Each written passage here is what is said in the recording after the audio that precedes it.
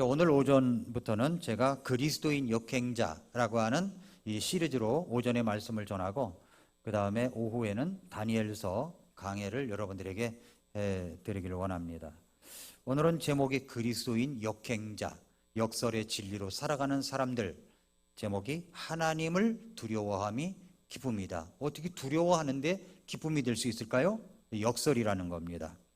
얼마 전에 제가 소개했던 책이 있죠. 역행자라는 책입니다. 그 책이 10만 부나 팔렸다고 합니다. 왜 사람들이 그렇게 열광적이었을까요? 20살까지는 그야말로 진짜 찌질이 같은 삶을 살았는데, 그가 책 한 권 제대로 읽고 그리고 또 책을 읽고 해서 책 읽은 결과로다가 그가 지금은 6개 기업을 운영하면서 수입 구조를 바꿔가지고 한 달에 가만히 있어도 1억이라는 돈이 들어올 정도로 그렇게 성공한 그 자청이라는 사람이 있습니다. 이름을 자청이라고 지었는데 지은이가 자청이에요. 왜 자청이냐 그랬더니 자수성가한 청년이다. 이래서 자청이라고 합니다. 그가 어떻게 그렇게 될 수 있었느냐? 안산도서관 개관할 때 찾아가서 책 한 권, 그 소통에 관한 책, 커뮤니케이션에 관한 책을 읽고 또 다른 책을 읽고, 그렇게 많은 책을 읽다가 이제 자기가 성공하려면 두 가지를 잘해야 되는구나 생각을 했답니다. 하나는 책을 읽고, 두 번째는 글을 쓰고. 책을 읽고 글을 쓰고, 날마다 이것은 빠짐없이 한다고 합니다. 책을 읽고 글을 쓰고, 책을 읽고 글을 쓰고 하면 뇌의 구조가 바뀌어서 정말 여러 가지 아이디어도 많이 생기고 사업의 아이템도 생기고 그렇게 해서 성공할 수가 있다라고 하는 그런 이야기입니다. 그러면서 그 책에서 이런 이야기를 해요. 여러분 설교 노트에도 도표가 나와 있지만 사람들은 순리자가 있고 역행자가 있다는 거예요. 순리자는 95%, 역행자는 5%밖에 안 된다는 겁니다. 순리자는 뭐냐? 순리자라는 말은 세상의 흐름에 따라서 살아가는데, 그냥 나는 이것이 운명이거니, 이렇게 사는 것이 내 운명이거니, 이런 요 월급 안에서 사는 것이 내 운명이거니 그렇게 받아들이면서 시간 나는 대로 게임하고, 시간 나는 대로 모바일 폰 보고 드라마 보고 영화 보고 이것으로만 그냥 살아가는 사람들, 이런 사람들을 가리켜서 뭔가 발전하고 성장하고 성공하게 되겠다, 이런 것이 아니라 그냥 사람들이 똑같이 하는 대로 그렇게 순리대로 살아가는 사람을 그냥 순리자라고 부른다고 합니다. 그럼 역행자는 뭐냐? 그게 아니다. 내가 더 성공해야 된다, 발전해야 된다, 더 목표를 두고 나아가는 사람, 역행하며 나아가는 사람이 바로 역행자다, 그렇게 이제 이야기를 합니다. 그러면서 그 책 끝부분에 이런 소개를 해요. 자기가 이제 양평으로 이사를 했답니다. 양평 아주 좋은 그런 마을로 이사를 했나 봐요. 양평에 이영애 씨도 산다고 그러잖아요. 아주 좋은 곳이 있는데 거기에 좀 이게 우리 같이 되지 않는 게 뭐냐면, 우리는 문 앞에 내놓으면 청소차가 지나가면서 분리수거니 쓰레기니 다 가져가잖아요. 근데 양평은 그렇지 않답니다.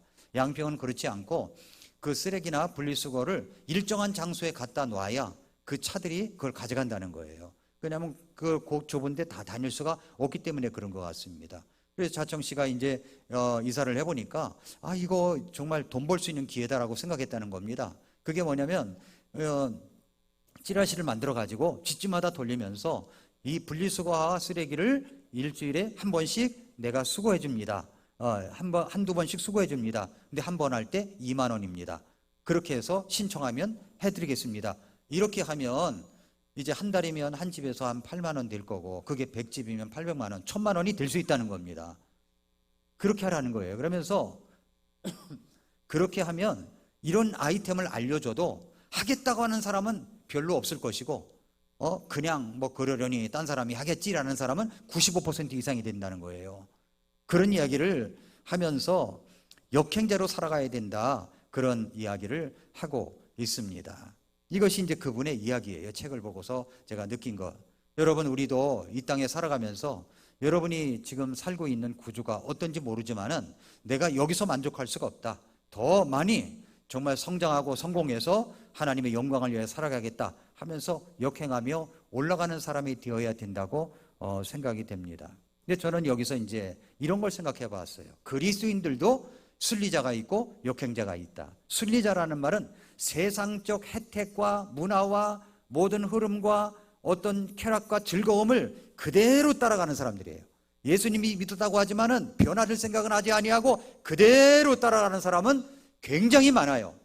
그러나 내가 이대로 살지 않는다, 하나님의 뜻대로 산다, 예배자가 된다, 마혼임생 예배자로서 믿음으로 살아가고 하나님의 뜻 가운데 살아가겠다, 이렇게 결심하는 사람을 가리켜서 저는 이름을 붙여본다면 그리스도인 역행자다라고 이름을 붙여보고 싶습니다. 그리스도인 역행자. 우리는 세상의 흐름 속에 쓸려 들어가서 살아가는 사람들이 아니라 하나님의 말씀으로 세상과 역행하며 살아가는 성도들입니다. 역설의 진리로 살아가는 사람들이에요. 그래서 그리스도인 역행자, 역설이라는 것은 뭐냐면은 뒤집어서 생각하는 진리거든요. 뒤집어서 생각하는 진리. 그러니까 역설의 진리로 살아가는 사람들의 이야기를 이 가을을 넘기면서 우리 성도님들과 함께 나누어야 되겠다 생각해서 오늘서부터 그리스도인 역행자, 역설의 진리를 오늘서부터 말씀을 드리도록 하겠습니다. 오늘 읽은 말씀은 2편 11절 한번 보세요. 두려움으로 주를 섬기고 떨며 기뻐할지어다. 어떻게 두려워서 떨면서 기뻐할 수가 있느냐는 겁니다. 이 역설 아닙니까? 두렵고 떨린데 기쁨이 있어요. 이거 역설입니다. 여기 역행자의 진리가 있습니다. 역설의 진리가 있습니다. 역설의 진리란 주의를 끌기 위해서 뒤집어 생각하는 진리를 말합니다. 뒤집어서 생각하는 진리. 두려워해야 우리는 잘 섬길 수가 있습니다. 두려워 떨어야 기뻐할 수가 있습니다. 어떻게 그럴 수가 있단 말입니까? 여기 역설의 진리가 있는 거예요. 뒤집어 생각하는 진리입니다. 그리스도인 역행자로서 뒤집어 생각하는 진리를 바로 역설의 진리라고 합니다. 여기서 말하는 두려움이라고 하는 것은 두 가지 뜻이 들어가 있어요. 하나는 뭐냐면 진짜 두려워하다라는 뜻이 있고, 또 하나는 존경하다라는 뜻이 있는 겁니다. 존경하다. 그래서 하나님을 우리가 두려움으로 섬겨야 됩니다라고 할 때 그 두려움이라는 말 속에는 바로 두려움도 있고 존경한다는 의미도 같이 들어있는 겁니다. 그래서 제가 두려움 이야기하면 여러분이 그 두 가지 뜻을 동시에 생각하면서 여러분이 말씀을 흐름을 따라 가시길 바랍니다. 자, 그러면 어떻게 우리가 역설의 진리로 살아가느냐? 첫째로 뭐냐면 하나님을 두려워하는 것을 되찾아야만 참 구원에 이를 수가 있다는 겁니다. 하나님을 두려워하는 것을 되찾을 때 참 구원에 이를 수가 있어요. 잠언 1장 7절 말씀해 보니까 주를 두려워하는 것이 지식의 시작이니 어리석은 자들은 지혜와 훈계를 멸시한다라고 했습니다. 우리 인간은요, 하나님을 두려워하도록 창조된 사람들이에요. 이 두려움 속에는 하나님을 두려움과 존경심이 같이 들어가 있다고 그랬죠? 하나님을 두려워하도록 창조된 사람들입니다. 경외라는 책을 쓴 폴 트립은 자기 책에서 이렇게 말했습니다. 하나님은 경외, 공경하고 두려워하는 것, 이것을 도둑맞았다, 이렇게 이야기를 해요. 두려움, 경외라는 말은 영어 성경에서는 fear라고 되어 있는데, 두려움, 존경하면서도 두려워하는 것, 두려워하면서도 존경하는 것을 도둑맞았다는 겁니다. 훔쳐갔다는 거죠. 하나님은 인간을 만들 때 인간이 하나님을 두려워하도록, 하나님을 존경하면서 두려워하도록 그렇게 만드셨습니다. 여섯째 날 사람을 만드실 때 뭐라고 만드셨냐면 우리의 형상대로 우리의 모양을 따라 사람을 만들어 그랬거든요. 하나님의 형상을 따라 하나님의 모양대로 사람을 만들었습니다. 그 말은 뭐냐면 우리가 하나님을 두려워하며 살도록 만들었다는 말입니다. 하나님을 존경하며 살도록 만들었다는 거죠. 하나님은 인간을 참 경이로운 존재로 만드셨어요. 그래서 아담과 하와를 만드셨을 때, 아담이 먼저 하나님께서 만드셨을 때 동물들이 지나갈 때요, 그냥 아담이 부르는 것이 그 이름이 됐어요. 아담이 부르는 것이. 그리고 이 세상 만드신 것이 너무나 경이로워요. 경이로움이 있습니다. 여러분, 세상에 정말로 이 아름다운 모습을 볼 때 정말 우리는 참 아름답도다, 정말 주님을 경배하는 그런 마음이 일어나지 않습니까? 제가 미국에 갔을 때 나이아가라 폭포를 간 적이 있습니다. 그래서 거기에 이제 뉴저지에서 차를 타고 이제 움직였는데, 같이 일행과 함께 움직였는데, 미국에서 보는 나이아가라 폭포가 있고 카나다 땅에서 보는 나이아가라 폭포가 있어요. 그게 국경선이에요. 근데 카나다 영역으로 가가지고 나이아가라 폭포를 보는데 거기서 우비를 뒤집어 쓰고서 배를 타고 나이아가라 폭포 떨어지는 그 앞에까지 가는 거예요. 그런데 저는 그 앞에까지 갔을 때, 아주 가까이까지 갔을 때 정말 그 광경에 막 압도돼 가지고 너무너무 놀라버렸어요. 이야, 너무 아름답다, 너무 놀랍다, 우리 하나님의 위대하심이 정말 놀라웠다, 그러면서 너무 벅차가지고 그랬던 적이 있습니다. 너무 자연의 그 위대함, 경이로움에 감격을 한 거죠. 여러분, 하나님께서 만드신 모든 자연 만물은 너무 경이로워요. 너무 놀랍습니다. 그뿐만 아니라 그 경이로운 존재 가운데 가장 놀라운 존재는 사람이라는 겁니다. 사람이에요. 그러니까 사람은 다 경이로운 존재예요. 지금 마스크 쓰고 다녀서 다 인물들을 훤히 못 봐서 그렇지, 이 볼수록 놀랍게 탐복하는 사람입니다. 탐복. 여러분, 우리 자신에 대해서는요, 어떤 면에 이 두려움들이 있어요. 자기 자신에 대한 두려움, 뭔가 잘 안 되는 두려움, 내가 뭔가 잘못될 것에 대한 두려움, 이런 두려움들이 있거든요. 그러나 아침마다 거울을 들여다보십시오. 누구의 모양을 따라, 누구의 영상으로? 하나님의 형상으로, 하나님의 모양을 따라 만들어진 존재입니다. 믿으십니까? 믿으십니까? 여기 자신이 없으신 것 같은데, 솔로 대답해 보세요. 믿으십니까? 우리는 그런 존재들이에요. 정말 놀라운 존재들이에요. 그런데 이 놀라운 존재가 하나님을 두려워하도록, 하나님을 존경하도록 하나님께서 그렇게 만드셨는데 그걸 도둑맞았다는 겁니다. 그 마음을 도둑맞았어요. 누가 훔쳐갔습니다. 누가 훔쳐갔습니까? 바로 마귀 사탄이 그걸 훔쳐간 거예요. 하나님께서 그렇게 인간을 만드셨는데 그 두려운, 인간에게 있어야 할 하나님을 향한 두려운 마음을 도둑맞았습니다. 마귀 사탄이 찾아와가지고 사람에게 있는 그 두려운 마음을, 경외하는 마음을 훔쳐갔습니다. 경외라는 말을 이제 다르게 조작을 해버렸어요. 하나님에 대한 거짓말로 인간의 마음을 빼앗아 갔습니다. 그래서 아담과 하와는 하나님께서 금하신 금단의 선악과 열매를 따먹었습니다. 동산에 모든 나무들이 있어요. 근데 그 중에 한 나무는 선악과는 따먹지 말라고 하셨는데 마귀 사탄은 그 따먹지 말라고 하는 것에 포커스를 맞춰가지고 하나님이 진짜 따먹지 말라고 하더니 네가 먹는 날은 말이야, 네가 하나님과 같이 될까 봐 그렇게 말씀하신 거야. 그래서 이것을, 인간의 마음을 조작해버린 거예요. 하나님의 마음을 갖다가 거짓말로 만들어버렸습니다. 사탄이 시키는 대로 먹었는데 그때부터 달라졌습니다. 정말로 그들은 이제 두려운 존재가 되어버렸어요. 하나님을 그냥 무서운 존재로만 알게 됐습니다. 동산에 거내시는 하나님의 음성을 듣고 두려워서 숨었습니다. 도망을 갔습니다. 그리고 부끄러워서 가렸습니다. 그뿐만 아니라 정말로 그 하와를 만들어서 내 뼈 중에 뼈요 살 중에 살이라고 했던 그 여인을 향하여 자기가, 하나님이 너 왜 그렇게 따먹었냐 그랬더니 정말 제가 잘못했습니다가 아니라 하나님이 만드신 저 여자가 먹으라고 그래서 먹었다고, 이렇게 정말 치사졸렬한 인간으로 변해버린 겁니다. 여러분, 그렇습니다. 하나님께서 하지 말라라고 한 것을 해버리면 그게 죄가 되는 거예요. 그게 죄인 겁니다. 그러니까 죄악이 가득하게 되면 하나님을 존경하는 마음이 사라져버립니다. 이제는 하나님을 존경하는 마음이 사라지고 그에게 남은 것은 마귀 사탄을 무서워하는 그런 마음, 두려움이 생겼습니다. 잘못된 대상을 향하여 존경을 해버리고 두려움도 가버린 겁니다. 하나님을 향하여 갈 것이 딴 데로 가버린 거예요.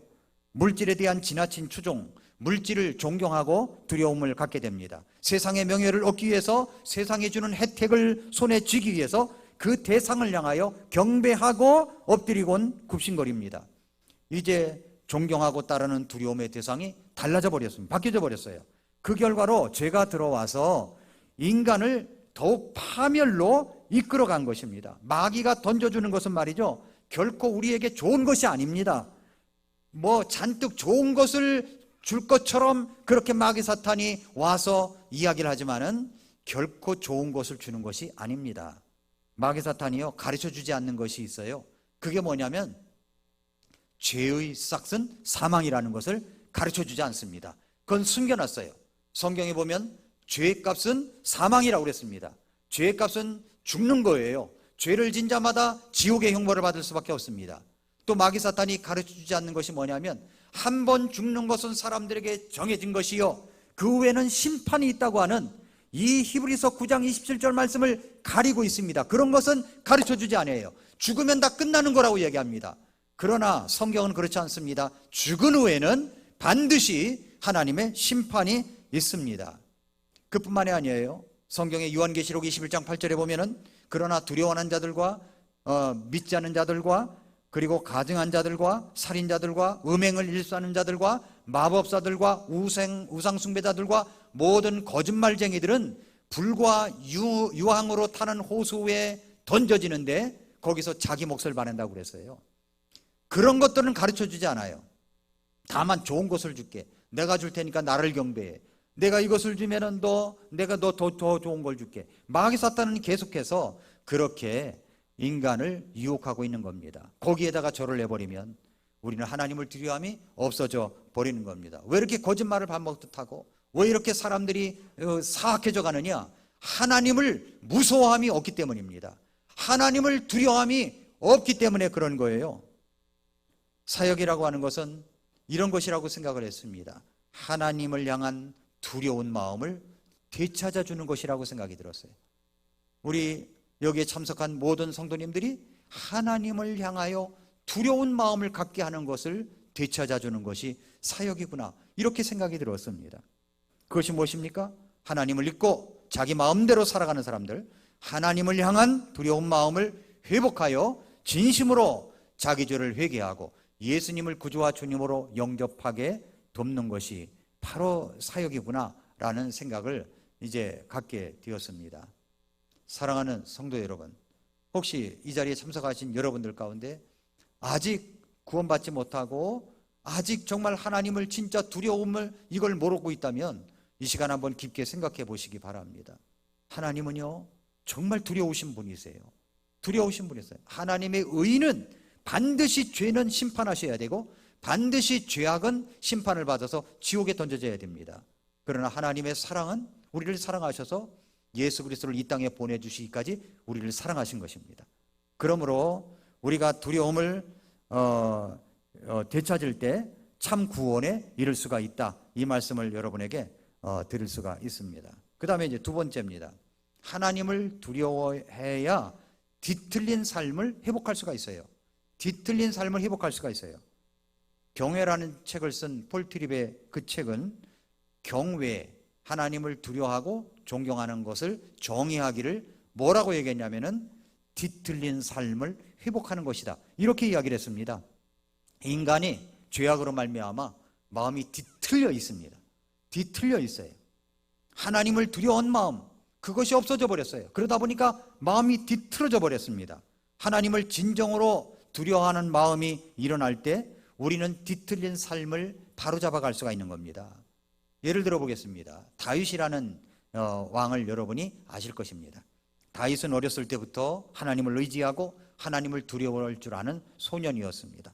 자기가 어렸을 때 들판에서 양을 치다가 이 악한 이리떼나 사자나 곰이 쳐들어오면 물맷돌로다가 그것을 갖다가 던져가지고 맞춰서 그것을 쫓아가며 이제 승리를 거두었고, 또 따라가면서 양을 물고 가면은 그 입을 찢어서라도 그 양을 되찾아오는 그런 용맹한 소년이었습니다.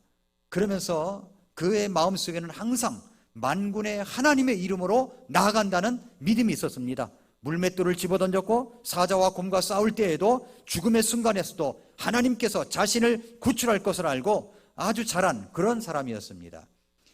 어떻게 그럴 수가 있었을까요? 그것은 다윗이 어렸을 때부터 하나님을 두려워하는 마음이 있었기 때문입니다.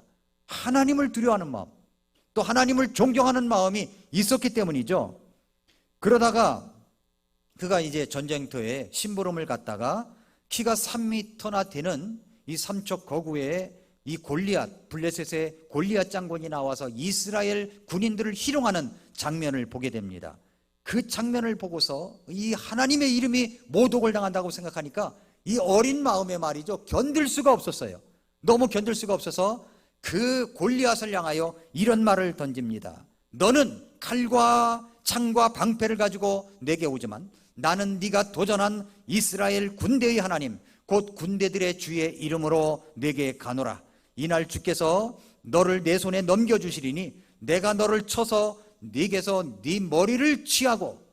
이 어린 청년 한 20살 되지 않는 이 청년의 말 속에서 말이죠, 이런 말이 나와요. 어떤 말이냐면 내가 네게서 네 머리를 취하고 또 이날 블레셋 사람들 군대의 사체를 공중의 날짐승들과 땅의 들짐승들에게 주어 이스라엘의 하나님의 계신 줄 온 땅이 알게 할 것이며, 또 주께서 칼이나 창으로 구원하지 아니하심을 여기 모인 이 모든 자들이 알게 하리라. 전쟁은 주께 속한 것이므로 그분께서 너희를 우리 손에 넘겨주시리라 하니라 말씀을 했습니다.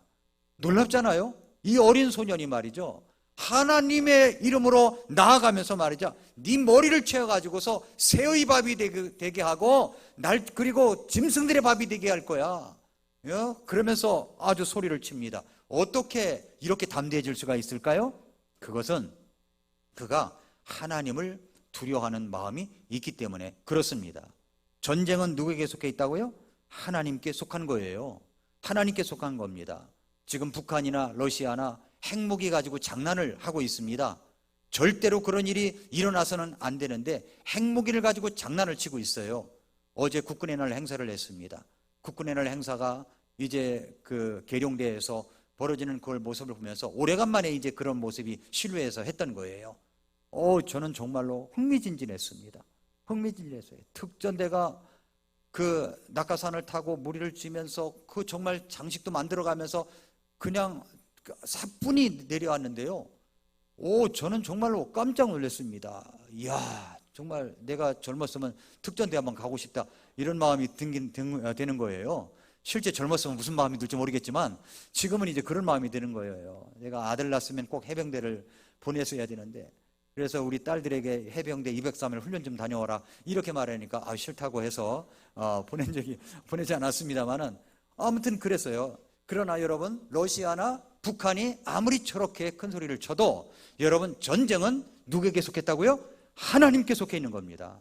하나님이 승리를 주시는 거예요. 이런 마음이 어디서 오냐면은 바로 우리가 하나님을 두려워할 때 우리가 생길 수가 있는 겁니다. 여기 다윗이 그런 마음이 들었던 겁니다. 그렇게 해서 물맷돌을 던져가지고 골리앗의 이 정수리에 맞춰서 이마에 맞춰가지고 이제 꼬꾸라뜨려서 죽게 했습니다. 승리를 거뒀죠. 어떻게 해서 이런 놀라운 능력이 나왔을까요? 하나님을 두려워하는 마음이 있었기 때문에 그렇습니다. 여러분도 삶에 어떤 어려움이 있고 두려움이 있을지라도 우리 하나님의 이름으로 나아가면 능치 못함이 없을 줄 믿습니다. 두려워하지 마십시오. 주님의 이름으로 나가면 됩니다. 주님의 이름으로 살면 돼요. 그리스도인 역행자가 되면 됩니다. 그런데 다윗이 하나님을 두려움이 없을 때 어떤 일이 생기게 됩니까? 여러분, 어떤 일이 생기냐면은 다윗이 왕위에 올랐습니다. 그리고 승승장구를 했어요. 전쟁 중이었던 때입니다. 전쟁에 왕이 꼭 출전을 해야 했습니다. 정말 지금까지 하나님의 도우심으로 온 땅을 회복을 하고 말이죠, 땅을 확보하고 승승장구를 했어요. 전쟁에 나가야 되는데 나가지 않고 늦잠을 자버렸어요. 그냥 장수들만 내보냈습니다. 늦지막히 일어나가지고 어슬렁 이제 성벽 위를 이렇게 거닐다가 어떤 집에서 어떤 여인이 목욕하는 것을 보게 됩니다. 목욕하는 것을. 그건 지나가다가 보이니까 볼 수가 있는 거죠. 여러분, 이 남자들은 좀 그런 존재예요. 남자들은 예쁜 것을 보면 눈길이 가는 존재입니다. 옆에서 아내가 타고 있어도 눈길이 가는 존재예요. 그건 어쩔 수가 없어요. 이 남자들의 본성이 그래서. 그러나 오래 머물면 안 된다는 거죠. 오래 머물면. 다윗이 그랬어요. 다윗이 오래 머무른 거예요. 저 여자가 누굴까? 저 여자가 누굴까? 그래서 이 속에 음란의 정욕이 일어나게 됩니다. 그래서 이제 저 여자가 누구냐? 알아봐라 했더니 뭐라고 그러냐면은 유부녀입니다. 남편은 우리아입니다. 지금 최전방에서 요압과 더불어서 싸우고 있는 군인입니다 라고 이야기를 했는데도 불구하고 이 다윗의 마음속에 하나님을 두려워함이 없어져 버리니까 데려와라 해가지고 같이 잠자리를 했다는 겁니다. 간통을 저질러 버린 거예요. 왜 그랬다고요? 하나님을 두려워하는 마음이 없어지니까 은욕이 일어나가지고 육신의 쾌락대로 요구하는 대로 가버렸다는 겁니다. 이 세상의 많은 일들이 다 그래요. 하나님을 두려움이 없으면 다 이런 일들이 생기게 되는 겁니다. 다윗이 그랬습니다. 다윗이. 그런데 결국은 어떤 일이 벌어집니까? 하룻밤 사이에 이 바세바가 이제 같이 간통을 저질렀는데 얼마 있다가 이 바세바가 자기가 임신했다고 그러는 거예요. 그러니까 이 다윗이 하나님을 두려움이 없어져 버리니까 잔꾀가 생깁니다. 아, 내가 안 한 거야. 난 아니야. 계속 잡혀서 증거를 댈 때까지 많은 사람들이 난 모릅니다. 기억이 나지 않습니다. 그런 게 청문회 하면 얼마나 많아요. 다윗이 똑같았습니다. 하나님을 두려움이 없다 보니까 어떤 마음이 생기냐면은 저 아이가 나를 인해서 임신이 됐지만은 이 내 아이가 아니라 우리아의 아내로 우리아의 아이로 만들어야 되겠구나. 그래서 전방에 있는 우리아를 요압에게 기별을 해가지고 이제 그 휴가를 보내라고 합니다. 그래서 왔어요. 야, 너 참 수고를 많이 했다. 그러니까 좀 쉬어라. 너희 집에 가서 아내와 같이 쉬어라 한 거죠. 이유는 뭐예요? 둘이 잠자리를 해가지고 자기 아이가 아니고 우리아의 아이다 이렇게 조작하려고 했던 겁니다. 그런데 이 우리아는 충성된 사람이었어요. 그래서 내가 이 전쟁 중인데 어찌 이런 편안함을 누릴 수가 있느냐. 집에 안 갔습니다. 그 다음에는 이 다윗이 와가지고 술을 먹였어요. 술 기원에 가라고. 그런데 그래도 가지를 않았습니다. 할 수 없이 다윗이 편지를 하나 써가지고 요압에게 전해주라고 해서 휴가 끝 전쟁에 들어가라고 했습니다. 요압이 딱 보더니 어떤 내용이었냐면 성경에는 자세히 안 나와 있지만 최전방에 보내라는 거예요. 이 우리아를 최전방 최일선에 집어넣고 전쟁을 하라는 겁니다. 그렇게 해서 살인 교사죄가 돼버린 거예요. 간통죄에다가 살인 교사죄가 돼버린 거예요. 하나님을 두려움이 없다 보니까 1년여간 하나님을 두려움이 없다 보니까 이런 일들을 저지른 거예요. 그리고 1년여간 그 가슴에 정말 여름가물의 마름같이 가슴이 갈라지고 찢어지고 아파하고 메말르고 이런 고통을 내내 다른 겁니다. 나단 선지자가 나타나서 바로 당신이 그 죄를 저질렀다고 지적할 때까지 그는 얼마나 고통스러웠을까요? 그때 당신이 바로 그 죄를 저질렀다고 했을 때 다윗이 그때 회개를 했어요. 하나님 앞에 하나님을 두려워함을 회복했다는 겁니다. 성도 여러분, 그렇습니다. 우리가 하나님을 두려워해야만 뒤틀린 삶이 똑바로 펴지지 하나님을 두려움이 없으면요 뒤틀려져 있는 상태로다가 우리는 이 세상을 살아갈 수밖에 없는 것입니다. 하나님을 두려워해야 되는 거예요. 하나님을. 그 날마다 아침마다 우리가 해야 될 일이 뭐냐면 하나님을 두려워하는 것을 회복해야 되는 것이고 하나님을 존경하는 것을 우리가 회복해야 되는 것이고 그런 마음을 가지고 하루를 출발해야 되는 겁니다. 하룻밤이라도 하루 아침이라도 늦잠을 자고 해야 될 일을 하지 않을 때 하나님을 두려워한 마음이 없어져 버려서 다윗처럼 그렇게 될 수 있다는 거죠. 그러나 다윗은 회개를 하여 위대한 하나님의 종으로 지금도 이름을 우리가 알려지고 있습니다. 여러분, 하나님을 두려워하면 뒤틀린 삶이 똑바로 펴질 수가 있는 겁니다. 왜 이렇게 인생이 뒤틀려져 있습니까? 왜 이렇게 인생이 험악해요? 왜 이렇게 두려운 것이 많아요? 뒤틀려져 있는 거예요. 하나님을 두려워해야 바로잡을 수가 있는 겁니다. 마지막입니다. 하나님을 향한 두려움을 회복하면 내 안에 두려움이 없어집니다. 하나님을 향한 두려움이 회복해야 내 안에 두려움이 없어져요. 창세기에 보면 이제 요셉이라는 인물이 나옵니다. 근데 야곱의 11번째 아들로서 태어났죠. 형들의 미움을 받았죠. 그리고 이제 심부름 갔을 때 형들이 그냥 잡아가지고 옷을 벗기고 색동옷을 벗기고 채색 옷을 벗기고 구덩이에 죽으라고 그냥 집어던진 겁니다. 그러다가 죽여서 뭐하냐 건져가지고서 미디안 상인에게 팔아서 이집트의 종으로 노예로 팔아버렸습니다. 그래서 보디발의 집에 들어갔죠. 이 보디발의 집에서 그는 정말로 성실하게 하나님이 함께해 주심으로 열심히 생활을 했습니다. 주인이 말이죠, 보디발이 그에게 맡긴 것은 일체 간섭을 안 했어요. 재정 흐름이 어떻게 흘러가고 뭐가 어떻게 가정 운영이 그 가게 운영이 어떻게 돌아가는지 간섭을 안 했어요. 그만큼 그렇게 가정 총무로서 아주 성실한 사람이 요셉이었습니다. 그런데 그렇게 성실한 요셉이 얼굴도 잘생겼대요. 성경에 보면 아주 용모가 준수하게 생겼다고 했습니다. 그래서 제가 아들 낳으면 준수라고 질까 이렇게 생각도 해봤었어요. 예, 준수. 우리 교회 준수 있나요? 진순 있고 다 있는데 준수. 그래서 이제 그랬는데 이 잘생긴 총각을 노리는 아줌마가 한 명이 있었네요. 보디발의 부인이었습니다. 저 총각하고 잠자리 한 번에 같이 해야 되겠구나 이런 생각이 드는 거죠. 그래서 이제 유혹을 합니다. 유혹을 해요. 그러나 이 요셉은 하나님 앞에서의 삶, 하나님을 두려워하는 삶을 살고 있었기 때문에 일체하지를 않았어요. 어떤 때는 모든 사람을 다 나가게 한 다음에 모든 저기를 환경을 만들어 가지고 요셉과 단둘이 있게끔 해 가지고 잠자자 하고 옷 잡고 붙잡고 늘어질 정도로 그렇게 유혹을 해댔습니다. 여러분, 그때 요셉이 한 말이 있습니다.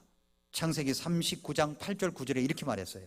그가 거절한 겁니다. 거절하고 생각해 보겠습니다. 이게 아니에요. 거절하고 자기 주인의 아내에게 이르되 보소서 내 주인이 집에서 내게 무슨 일이 있는지 알지 못하며 또 자기가 소유한 모든 것을 주인이 내 손에 맡겼으므로 이 집에는 나보다 더 큰 자가 없고 주인이 당신 외에는 아무것도 내게 금하지 아니하였으니 이는 당신이 그의 아내이기 때문입니다. 그런즉 내가 어찌 이 큰 악을 행하여 하나님께 죄를 지을 수가 있으리까? 이렇게 이야기를 한 겁니다. 요셉은요, 하나님을 두려워할 줄 알았어요. 그래서 하나님을 무섭고 하나님을 존경하고 하나님을 사랑하고 하나님이 함께 하시는 분이었기 때문에 내가 어찌 이 큰 악을 행하여 하나님께 죄를 지을 수가 있습니까? 라고 이야기를 하면서 옷을 벗기니까 옷을 갖다 벗겨진 상태로 그냥 도망을 간 겁니다. 나중에는 추행죄로 누명을 써가지고 감옥에 갔지만 말입니다. 요셉은 두 가지 관계를 생각한 거예요. 하나는 자기를 고용한 고용주와의 관계, 또 하나는 하나님과의 관계입니다. 인간관계, 아주 깨끗한 인간관계, 하나님과의 관계로 하나님을 두려워할 줄 아는 사람이었어요. 그러다 보니까 모든 것이 무서운 것이 없는 거예요. 두려운 것이 없는 거예요. 자기가 이 다음에 어떻게 될까? 이렇게 거절하면 혹시 내게 해가 오지 않을까? 이런 생각하지 않았습니다. 하나님을 두려움이 있었기 때문에 그 모든 것을 거절하고 세상의 혜택을 거절하고 유혹을 거절하고 어떤 여러 가지 쾌락을 거절할 수 있었던 것이 하나님을 두려워할 줄 아는 사람이었기 때문입니다. 결과적으로 어떻게 됐어요? 그날의 계기를 말미암아 거절한 결과로 감옥에 들어가서 감옥에서 또 왕의 죄수들을 만나가지고 그것이 연결되어서 이집트 왕과 연결되고 꿈 해몽을 하고 총리가 되어서 이스라엘 민족을 살리는 일을 그가 했던 것입니다. 놀라운 일이죠. 하나님을 두려워해야 모든 두려움이 없어지게 되는 겁니다. 성경에 마태복음 10장 28절에 예수님께서 이렇게 말씀하셨어요. 몸은 죽여도 혼은 능히 죽이지 못하는 자들을 두려워하지 말고 오직 혼과 몸을 다 능히 지옥에서 멸하시는 분을 두려워하라. 그렇습니다. 정말로 하나님을 두려워할 줄 알아야 되는 거예요. 마귀 사탄은 가르쳐주지 않아요. 죄의 값은 사망이야. 한 번 주는 것은 사람들에게 정해진 것이고 그 후에는 심판이 있어. 그것은 지옥이야. 마귀는 절대로 가르쳐주지 않아요. 그런 말 듣지도 못하게 합니다. 그리고 자기를 숭배하게 합니다. 마귀를 따라가게 합니다. 오늘 아침에 제가 10월 2일이기 때문에 잠언 2장을 읽었었습니다. 잠언 2장을 한번 열어보세요. 잠언 2장, 이 말씀을 읽고 제가 말씀을 마치도록 하겠습니다. 잠언 2장 1절 2절 지나서 3절을 보면은 참으로 지식을 구하려고 부르짖으며 먼저 5절부터 봅시다. 5절부터 보니까 그때의 주 두려워하는 것을 깨닫고 하나님 아는 것을 발견하리니, 우리가 늘 가져야 될 것이 하나님을 두려워하는 것을 깨닫는 겁니다. 깨닫는 거예요. 오늘도 이런 말씀을 듣고 하나님을 두려워해야 되겠구나, 이런 걸 깨닫는 겁니다. 그리고 하나님 아는 것을 발견하리니, 그렇게 되려면 어떻게 해야 돼요? 3절부터 보세요. 참으로 지식을 구하려고 부르짖으며 명철을 얻으려고 네 목소리를 높이며 은을 구하는 것 같이 그것을 구하고 감추어진 보물을 찾는 것 같이 그것을 찾으면 어떤 일이 벌어져요? 주님을 두려워하는 것을 깨닫게 되고 하나님 아는 것을 발견하게 된다라고 말씀을 하고 있는 겁니다. 6절부터 보면은 이는 주께서 지혜를 주시며 그분의 입에서 지식과 명철이 나오기 때문이니라. 그분께서는 의로운 자들을 위해 건전한 지혜를 모아 두시고 올바르게 걷는 자들에게 방패가 되시며 판단의 공의의 행로들을 지키시고 자신의 성도들의 길을 보존하시나니 그때 네가 의와 판단의 공의와 공평을 깨닫고 참으로 모든 선한 행로를 깨달으리라. 이런 삶이요, 수준이 다른 삶입니다. 품격 있는 삶이에요. 10절부터 지혜가 네 마음에 들어가고 지식이 네 혼에 기쁨이 들 때에는, 지혜가 있고 지식이 있어요. 어떤 거예요? 주님을 두려워하는 법을 깨닫는 것이 지혜의 시작이고 지식의 시작이라고 했습니다. 그러니까 지혜가 내 마음에 들어오고 지식이 내 혼에 들어오면은 기쁨이 된다는 거죠. 하나님을 두려워함이 기쁨이 된다고 하는 말씀을 있는 것입니다. 그렇게 되면 분별이 너를 보존하며 명철이 너를 보호하여 악한 자의 길과 비뚤어진 것들을 말하는 자에게서 너를 구출하리라 말씀을 하고 있습니다. 서론에서 제가 그리스도인 역행자라고 했죠.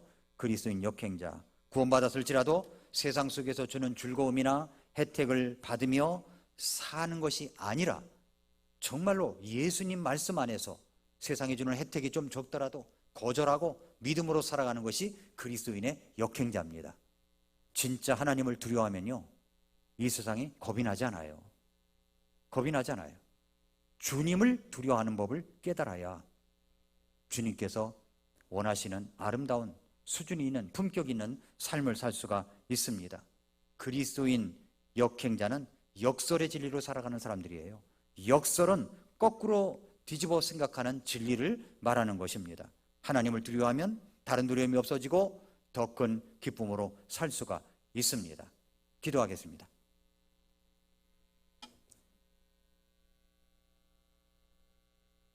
머릿속에서 조용히 우리 자신 한번 생각해 보십시다. 사랑하는 성도 여러분, 무엇이 그렇게 두려우십니까? 내일에 대한 불안입니까? 무엇이 그렇게 두려우시죠? 무엇이 여러분의 마음을 그렇게 두려움에 빠뜨립니까? 왜 이렇게 하나님을 바라보지 않고 그렇게 세상이 주는 그런 흐름 속에 순리자로 집어넣고 있습니까? 왜 그렇죠? 왜 그럴까요? 우리 자신을 한번 돌아보세요. 하나님, 내가 하나님을 두려워하지 않고 세상을 두려워했습니다. 뭐가 잘 안 될까 봐 두려워했습니다. 뭐가 또 잘못될까 봐 두려워했습니다. 그러나 이 시간 진정으로 하나님을 두려워하는 것을 깨닫기 원합니다. 주님, 제 마음의 두려움을 없애주시고 진정 주님만 두려워하는 자가 될 수 있도록 도와주십시오. 이런 기도가 나와야 되지 않을까요? 세상적 순리자가 아니라 그리스도인 역행자로 살겠습니다.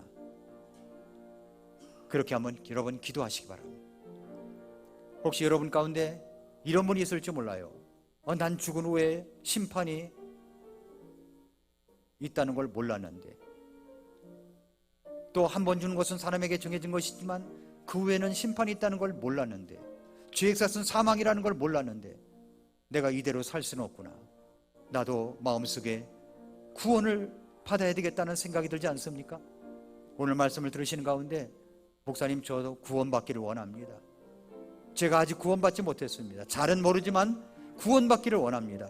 목사님, 저를 위해서 기도해 주시겠습니까? 이렇게 생각하시는 분 계시면 제가 기도해 드리겠습니다. 잠깐 오른손을 들었다 내려주시기 바랍니다. 그런 분 계시면 잠깐 오른손을 들었다 내려주시기 바랍니다. 그런 분 계십니까? 그런 분 계십니까? 우리 한번 주님 앞에 기도를 올려드리십시다. 하나님, 내가 그리스도인 역행자로 살아가도록 도와주십시오. 진정 주님을 두려워함으로 살아가게 도와주시옵소서. 같이 기도하겠습니다.